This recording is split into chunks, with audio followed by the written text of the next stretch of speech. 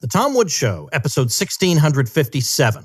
Prepare to set fire to the index card of allowable opinion. Your daily dose of liberty education starts here. The Tom Woods Show. Folks, by now you've probably noticed that news about the virus is almost always fact-free hysteria these days. So you need my brand new free ebook, Your Facebook Friends Are Wrong About the Lockdown. Go pick it up at wrongaboutlockdown.com. Hey everybody, Tom Woods here, joined once again by our old friend Carla Gericke, President Emeritus of the Free State Project. Some of you may still not know about the Free State Project because you are newbies. And the idea of the Free State Project was that a whole bunch of libertarians will move to New Hampshire. Like, we're going to pick a state, we're going to move there, and we'll see what we can do to make that as free a state as possible. So that's the project going on up there. And we're going to talk today about Porkfest and some other things. But Porkfest is an event that's been going on for a long time. I have to ask Carla how long. And the question was, is it still going to go on this year? Because everything's being canceled. And the decision was made, nope, it's not being canceled. We are going forward with it. Something has to go forward in this world, and it's going to be Porkfest. And I will be there, and I hope all you folks can be there as well. Carla, welcome back. Thanks so much for having me. All right, we have a few things to talk about, but primarily I want to talk about the significance of Porkfest this year, which is, of course, I guess coupled with the Liberty Forum, you would say is the flagship event of the Free State Project. And it's been going on for how long has it been going on? This will be our 17th year. It is shocking to me. I actually organized it back in 2009 and 2010. So I kind of feel like this is a decade in the making for another victory lap, but I'm very, very excited about it. I mean, obviously, this is strange and dangerous times. Is it truly dangerous? I don't think it's dangerous really from a fresh air perspective, but clearly dangerous from a liberty perspective. Yeah, I hear you. So I think it's terrific that it's going forward, and I'm very much looking forward to being there for the first time. I've never been there. So before we get into... Oh, go ahead. Go ahead. Sorry. Well, I was going to say, before we get into maybe how this year's might be different from recent years, can you just describe for people who have never attended what Porkfest is like? Yes. So the Porcupine Freedom Festival, so that's PORCFEST.com. And I always say that because someone's always shows up and is like, what? This isn't a barbecue festival? So the Porcupine Freedom Festival is the Free State Project's flagship event. The Free State Project, for the one last libertarian in the world who doesn't know, is a movement to create, to bring as many libertarians and liberty lovers to the state of New Hampshire. We're building this incredible community from the ground up with people who really get it. And so we've been doing this event up in the White Mountains for, as I said, 17 years. And we just meet at Rogers Campground. It'll be June 22nd through the 28th. And it's camping. There are a couple of hotels up there. There's a motel on site. And, this year is going to be unusual, I guess. But what we decided to do, unlike everyone else in the world who canceled their event, I really didn't want to do that because I just feel so strongly that this is the time to say, you know what, we don't like what you guys are doing and we're not going to stand for this. So we're doing a throwbacky kind of event. It's only $25 for people to come. And then, of course, they have to get their campsite or their hotel room or whatever accommodation they want themselves. And then we're going to do programming from the Thursday, I believe that's the 25th, through the Sunday or, the Saturday night. And you'll be up, I believe, on the Friday night. And I'm super excited to have you. It is your first time. And I think it's going to be a really, really, really fun, laid back, still family friendly. People just really need to figure out what their, level of, risk is, their assumption of risk. I'm sort of framing it as a, enter at your own risk kind of thing. If you want to come up and come hang out with other people, this is your chance to come meet, the real liberty people. We were talking about this and what's going to happen and should it go forward and are people going to show up and all that. And I wasn't so sure at first. And then I felt almost shamed when you said, but I feel like we have to be countercultural here. There has to be something that says we are carrying forward. We're going to do this. And for heaven's sake, it's outdoors, for crying out loud, right? So all the hysteria is just inapplicable here. And I thought, she is right. Of all people, if libertarians can't even have an event because we're going to just be part of the reigning culture, then it's hopeless. So it means something. It doesn't even matter what the speakers say. It doesn't matter what goes on. The mere fact of its existence is what matters here, is culturally important and sends a very, very healthy and valuable message to libertarians that life will go on for us. Some people may want to stay locked up in their homes, and that's up to them. But our lives will go on, and one indication of that is that PorcFest 2020 will go down in the books as another PorcFest. There won't be a big hole, a PorcFest-shaped hole in the register for 2020. Yeah, so, I mean, we're excited to do it. I will tell you, we have thousands of libertarians who've moved here, and we've really built some really exciting alliances with people within the state, right? I've been here for 12 years now, so it's my home. It's where I live. A lot of us were disappointed by Governor Sununu's response. We had breakouts all around us. And so I think he overcorrected for that a little bit. But in terms of PorcFest itself, it's an outdoor event. It is, it's going to be a freedom event, but truly here for our community, we have, the lock up. I prefer the term lock up to lock down because lock up almost sounds more prison-like. Sadly, people have kind of gotten complacent with the term lockdown. The lockup hasn't really affected that many of our community. I feel like most of the people who've moved here over the years, we've sort of set it up to be a little bit outside of the system at this stage. And by what I mean by that is I know exactly where I source my meat. My meat's not going to run out. I know where my pigs are coming from, and it's always good to know a pig farmer. We know where we source our water. We've been having, get-togethers. The current, I believe, decree, whatever His Excellency Governor Flununu, is saying was we're not supposed to gather beyond 10 people.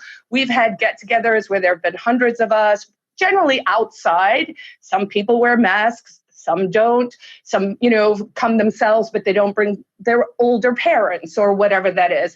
So I do think it's important for people who are planning to come, and I genuinely hope lots of people come to PorcFest this year, is to understand there's one, of course, an assumption of risk, but you know what? Life's risky. And then two, if you're deeply concerned that you might get sick, this is probably not the event for you this year. But if you're sort of open to the fact that, life's dangerous and live free or die, rather not the latter, then I think we're all going to have a really, really great time at PorcFest. We're not going to be doing like the huge talks and the hundreds of speakers and the 7 tents and all of that. One of the ideas I had, which I've been kicking around for a long time, is to make it more a hybrid, right? So it's sort of the PorcFest official, but then it's also, as I've always wanted to do, this more decentralized vibe across the campground. So people are going to be doing I know one guy's coming in with these man camps, so he's going to be doing like a live forge where kids can make their own knives over the week. Someone's putting in like a disco dome with disco balls and music and all of that. We'll have tons of vendors, food, someone comes and makes pizza every year.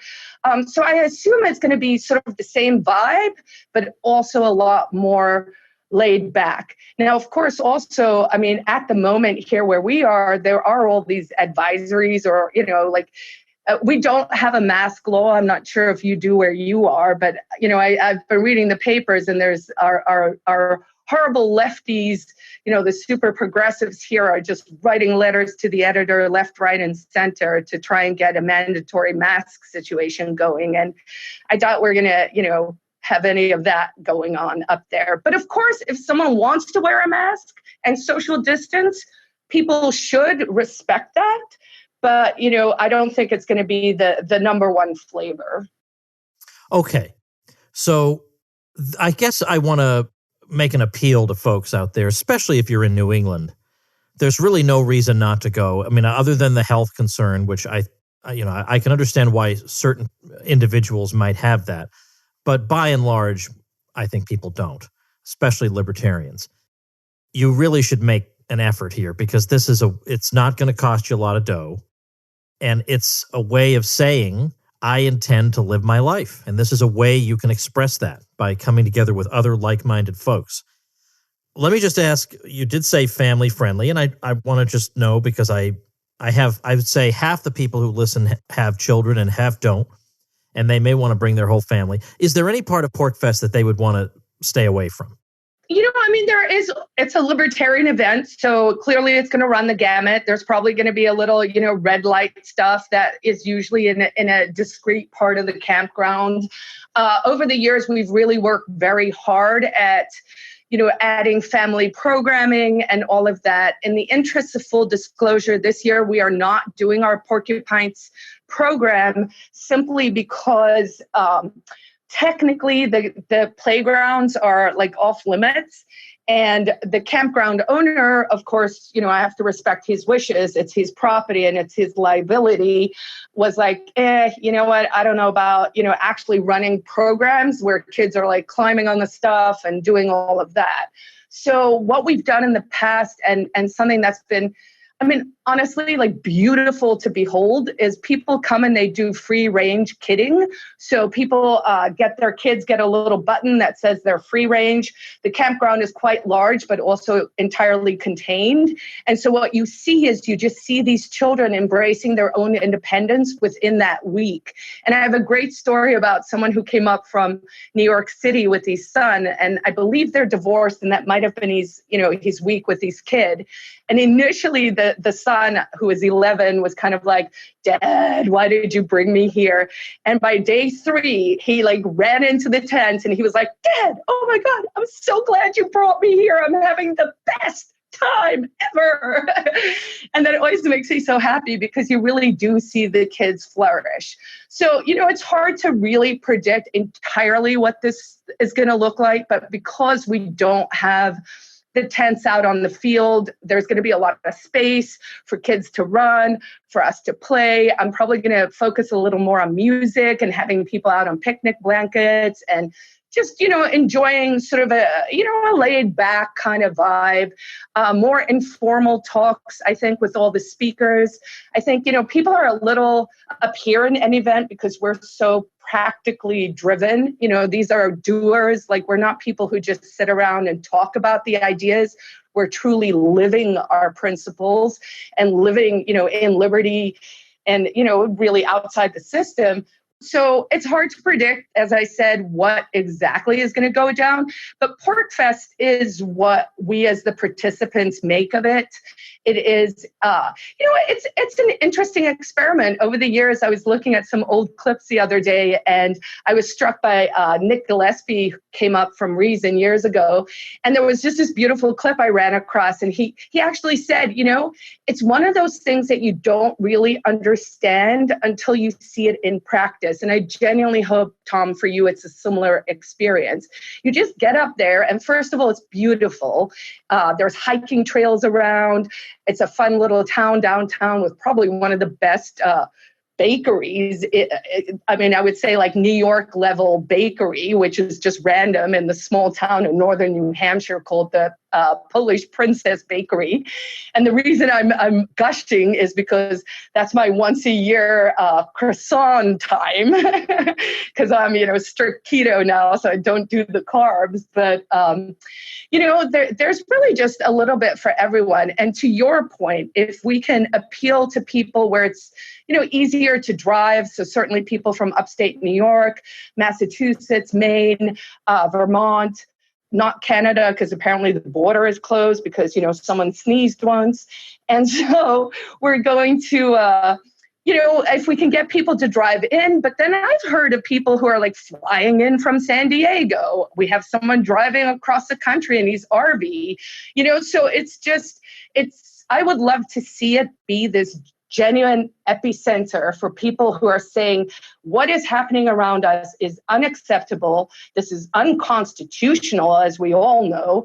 This is just not America. I mean, you don't just get to suspend people's liberties for no reason by the way, unelected, officials who are just making charts and telling us all how we got to live now.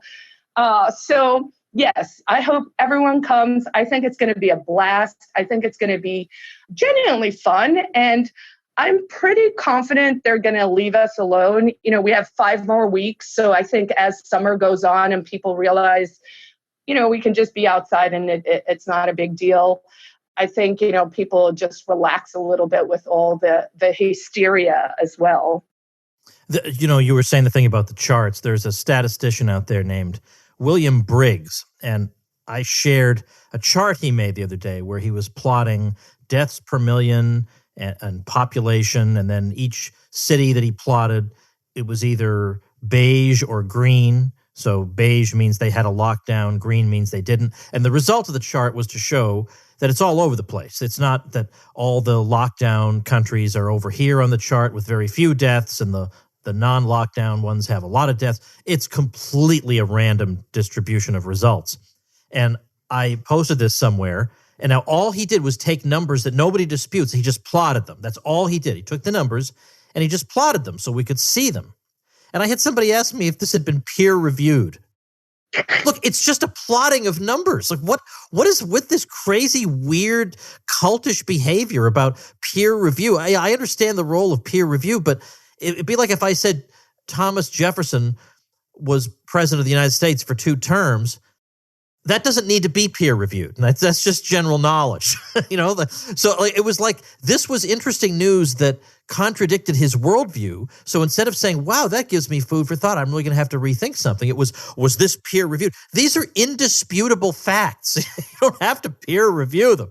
So let me ask you this. Mm-hmm. Are you coming across you're president emeritus of the Free State Project, but I'm sure you're still, you still have a hand in it. Are you I still serve on the board, yep. Okay, yeah. So among the New Hampshire libertarians you're in contact with, are you encountering much of a diversity of opinion on this? Because I do know some libertarians and some people I respect very much who are even now still really, really concerned about the virus. Or are they all more or less of one mind on it? No, we have seen a very strange and surprising division. My take on it is that I can very, very clearly see who still consumes mainstream media propaganda and who doesn't. So for those of us who switched our TVs off 10 years ago, who, we're all happy and jolly and doing our due, and then that sort of fear-based, that fear-mongering, that scare tactics that, they're so good at. Yes, there's been a shocking and surprising division even up here. I mean, we definitely all saw it online, but we have seen that in our community. And I think primarily the difference is between people who are still consuming mainstream media with the propaganda and the fear-mongering and all of that, as opposed to a lot of us who've sort of disengaged from that part of the world. That doesn't mean we don't follow the news. We just choose to consume it in ways that aren't, messing with your brain just for the sake of making you scared. So, we have seen that. I mean, it's gone everywhere from if one more person tells me, you don't understand exponential graphs, Carla, that was a serious one. So we've seen the gamut from the people who are arguing, it's a violation of the NAP, murderer, manslaughterer. I've been out and about. I've been to every, open New Hampshire rally. We've been doing those every 2 weeks. We've had hundreds of people there. No one, strangely, has gotten sick, But it was interesting to see also how people responded because, people were, I got lots of death threats and death wishes. But the shocking thing was even in our community, where people are like, well, you're going to get sick. And I thought, wow, why are you rooting for a very negative outcome? to just feel smart and right. I mean, for the first 2 weeks, I was just as worried as everyone else. I wrote a blog. I said, keep calm and carry arms. I'm now, if I'm out and about, I open carry. I don't know what's happening. So I'm just, out there protecting myself. But, people would be like, we hope you get sick. And I was like, that's really a terrible, I don't wish that anyone gets sick. I mean, I want everyone to be healthy, but I also want my liberties. So it has been interesting. I mean, we have a Porkfest group on Facebook that I encourage people to join if they're listening to this. I'm trying to sort of keep that where we're doing some of our planning. And, we've had 200, 300, 400 thread comments where people are debating things. But for me, from the second it started, I just looked at it from a first principle perspective, which was no one has the right. My rights to move about and to live my life are inalienable. I'm not, I'm just going to do me and, let the chips fall where they may. And last week we had a big brush fire at the back of our house. And it was at my neighbor's house, and my husband and I and one of my neighbors put out the fire. 3 non-essential people put out the fire, a dangerous fire, I might add, before 13 essential first responders showed up. So, I found that whole division of calling people essential and non-essential so shocking. But it also tells you exactly what they think of us, Tom. I mean, no one's hiding. Can you imagine being in that meeting and going, you know what? Let's just say we're essential. And by the way, we're essential and we're going to keep our daycares open for our children. We're going to pay ourselves, super Benny extra, weekly hazard pay and everything. Oh, and then the rest of you're non-essential. Shocking. I've often thought that it must be a tricky thing to be president of the Free State Project, not just because it's the joke is libertarians, they're individualists, so on. I don't think that's the main problem. It's that there are divisions among libertarians, and one of them has to do with the efficacy or desirability of being involved in politics. And you have been involved in politics, and you've run for state senate, as a matter of fact. Do you want to say something about that? Yeah, so I am going to run again. I ran for state senate in 2016 and in 2018. In 2016, I was the Republican candidate and I got 40% of the vote. In 2018, I was a fusion candidate, which is kind of like a weird New Hampshire-y thing. So I was a Libertarian / Republican candidate. And I got 42% of the vote. And in that year, my district actually swung 15% and towards the left. So I felt pretty proud of the fact that it still went up 2%.